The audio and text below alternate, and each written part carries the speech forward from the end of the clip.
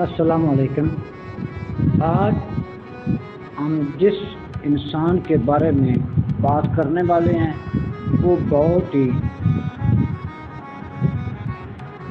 اعلیٰ انسان ہے۔ کسی نے گائک کا، کسی نے گلوکار کا۔ آئیں جانتے ہیں اس کی زندگی کے بارے میں۔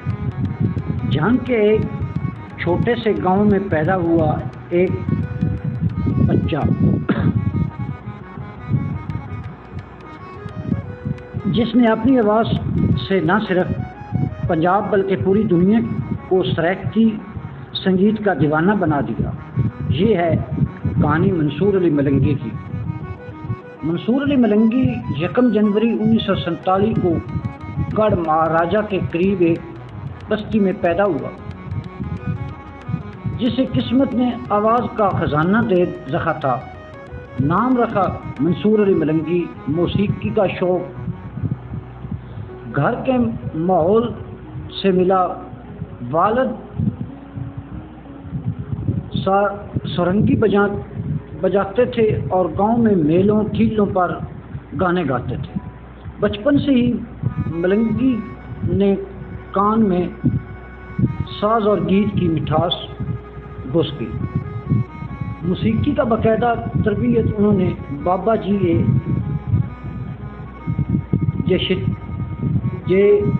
شیتی جیسے استاد سے لی۔ سن 1974 میں ان کا پہلا گایا ہوا گانا ایک پھل موتیے دا مار کے جگہ سنیے ریڈیو سے نشر ہوا، اور پھر کیا تھا یہ گانا سریکی علاقوں سے نکل کر پورے پاکستان میں گونج اٹھا۔ ملنگی نے اپنی آواز کو محبت، درد اور خوشی کے ہر رنگ میں ڈھالا۔ انہوں نے 500 سے زیادہ البم ریلیز کیے اور نہ صرف پاکستان بلکہ برطانیہ، امریکہ، جاپان، ناروے، دبئی اور یونان تک سریکی موسیقی کا پیغام بھیجا۔ صرف گیت نہیں، وہ صوفی کلام کے بھی استاد تھے۔ حضرت خواجہ غلام فرید کا کلام جب ملنگی صاحب کی آواز میں ڈھلتا تو سننے والے وجد میں آ جاتے۔ ملنگی کی خدمات کے اعتراف میں حکومت پاکستان نے انہیں صدارتی حسن کارکردگی کے ایوارڈ سے نوازا۔ 10 دسمبر 2014 کو وہ دنیا سے رخصت ہو گئے، مگر ان کا فن آج بھی ہر محفل میں زندہ ہے۔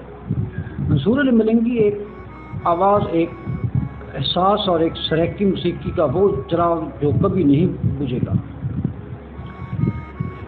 جن بھائیوں کو یہ ویڈیو اچھی لگے وہ لائک کریں، شیئر کریں، سبسکرائب کریں، بیل آئیکن کو دبائیں۔